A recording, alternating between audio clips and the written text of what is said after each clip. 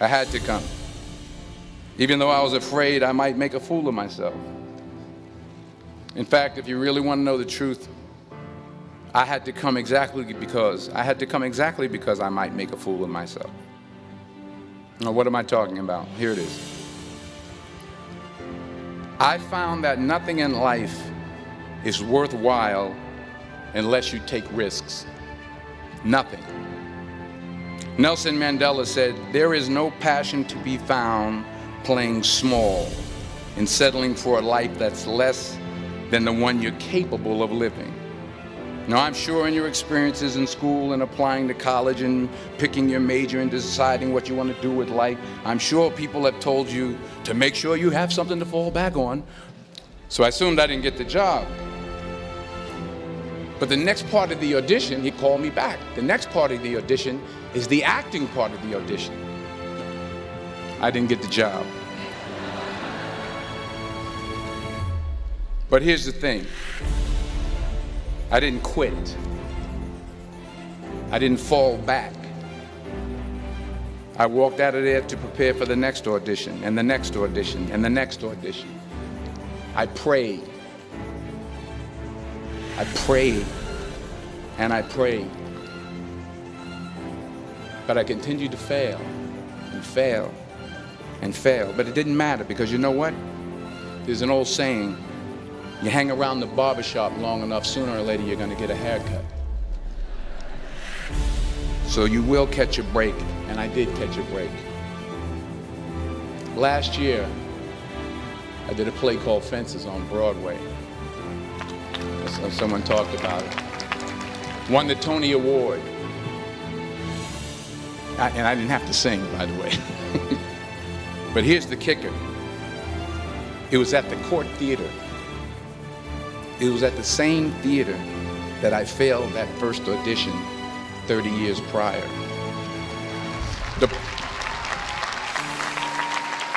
The point is, and I'll pick up the pace, the point is the training and the talent to succeed. But do you have the guts to fail? Here's my second point about failure. If you don't fail, you're not even trying. I'll say it again. If you don't fail, you're not even trying. My wife told me this great expression. To get something you never had, you have to do something you never did. Les Brown's a motivational speaker. He made an analogy about this. He says, imagine you're on your deathbed, and standing around your deathbed are the ghosts representing your unfulfilled potential.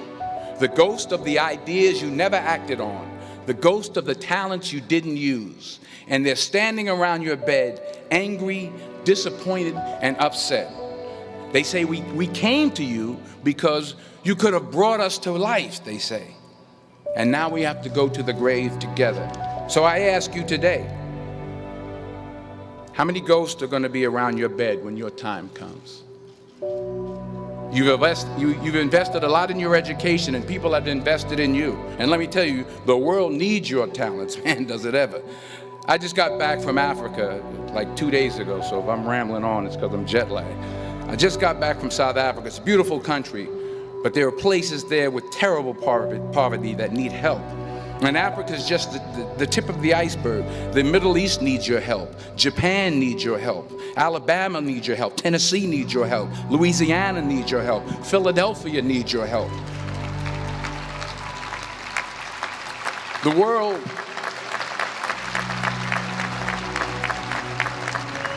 world needs a lot, and we need it from you. We really do. We need it from you young people. I mean, I'm not speaking for the rest of us up here, but I know I'm getting a little grayer. We need it from you, the young people, because remember this. So you got to get out there. You got to give it everything you got, whether it's your time, your talent, your prayers, or your treasures. Because remember this. You will never see a U-Haul behind a hearse.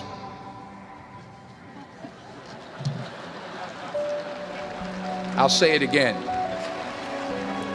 You will never see a U-Haul behind a hearse. You can't take it with you. The Egyptians tried it, and all they got was robbed. So the question is, what are you going to do with what you have? I'm not talking about how much you have. Some of you are business majors, some of you are theologians, nurses, sociologists. Some of you have money, some of you have patience, some of you have kindness, some of you have love. Some of you have the gift of long suffering, whatever it is, whatever your gift is. What are you going to do with what you have? All right, now here's my last point about failure.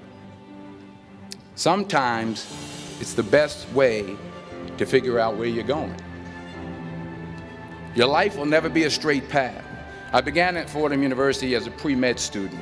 I took a course called cardiac morphogenesis. I still can't say it. Cardiac morphogenesis. I couldn't read it, I couldn't say it, I sure couldn't pass it. So then I decided to go into pre-law, then journalism. And with no academic focus, my grades took off in their own direction. Yeah, down. I was a 1.8 GPA one semester, and the university very politely suggested that it might be better to take some time off. I was 20 years old, I was at my lowest point. And then one day, and I remember the exact day, March 27th, 1975, I was helping my mother in her beauty shop. My mother owned a beauty shop up in Mount Vernon. And there was this older woman who was considered one of the elders in the town. And I didn't know her personally, but I was looking in the mirror, and every time I looked at the mirror, I could see her behind me, and she was staring at me. She just kept looking at me. Every time I looked at her, she kept giving me these strange looks. So she finally took the dryer off her head and she said something I'll never forget. First of all, she said, "Somebody give me a piece of paper, give me a piece of paper." She said, "Young boy, I have a prophecy, a spiritual prophecy." She said, "You are going to travel the world and speak to millions of people." Now mind you, I'm 20 years old, I'm flunked out of school. In fact, like a wise ass, I'm thinking to myself, maybe she's got something in that crystal ball about me getting back into school next fall. But maybe she was on to something, because later that summer, while working as a counselor at the YMCA camp in Connecticut, we put on a talent show for the campers. And after the show, another counselor came up to me and asked, "Have you ever thought about acting? You're good at that." So when I got back to Fordham that fall, I got in and I changed my major once again for the last time. And in the years that followed, just as that woman prophesied, I have traveled the world and I have spoken to millions of people through my movies. Millions who up till this day couldn't see me, who up till this day I couldn't see while I was talking to them, and they couldn't see me, they could only see the movie. They couldn't see the real me. But I see you today, and I'm encouraged by what I see. And I'm strengthened by what I see. And I love what I see.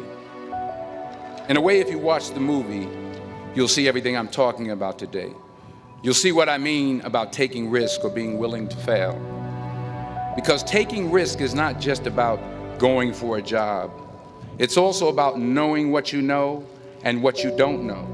It's about being open to people and to ideas. In the course of the film, the character I play begins to take small steps, small risks. He very, very, very slowly begins to overcome his fears. To not only take risks, but to be open to life, to accept new views, and to be open to new opinions. Because the chances you take, the people you meet, the people you love, the faith that you have, that's what's going to define you. So members, be discouraged. Never hold back. Give everything you got. And when you fall throughout life, and remember this, fall forward.